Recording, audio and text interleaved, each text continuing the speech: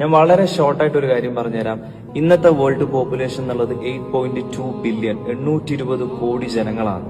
ഇതുവരെ മരിച്ചുപോയിട്ടുള്ള ആളുകൾ 100 to 110 billion ആണ്. ഇനി ഫ്യൂച്ചറിൽ ജീവിക്കാൻ പോകുന്നതും ബില്യൺ കണക്കിന് മനുഷ്യന്മാരാണ്. ഇവിടെയുള്ള മിറേക്കിൾ എന്താന്ന് വെച്ച് കഴിഞ്ഞാൽ ഇത്രയും കോടിക്കണക്കിന് മനുഷ്യന്മാർ ഇവിടെ വന്നുപോയിട്ടും ഒരു മനുഷ്യന്റെ ഫേസ് പോലും മറ്റൊരു മനുഷ്യന്റെ ഫേസിനോട് എക്സാക്ട് സിമിലാരിറ്റി ഇല്ല എന്നുള്ളതാണ്.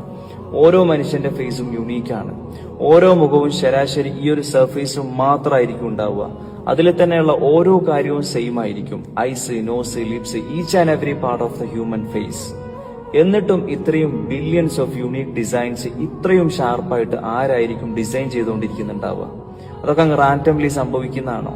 ആക്സിഡന്റലി സംഭവിക്കുന്നതാണോ? ഞാൻ നിങ്ങളോട് 1000 വട്ടം ഉറപ്പിച്ച് തറപ്പിച്ച് പറയുന്നു, ഇതിന്റെയൊക്കെ പിന്നിൽ നന്നായിട്ട് പണിയറിയുന്ന ഒരാളുടെ വെൽ പ്ലാനിങ് ആക്റ്റീവാണ്. അതാരാന്നുള്ളത് നിങ്ങൾ ചിന്തിച്ചു പഠിച്ച് മനസ്സിലാക്കി നിങ്ങളുടെ മനസ്സിനെ തന്നെ പറഞ്ഞു പഠിപ്പിക്കുക.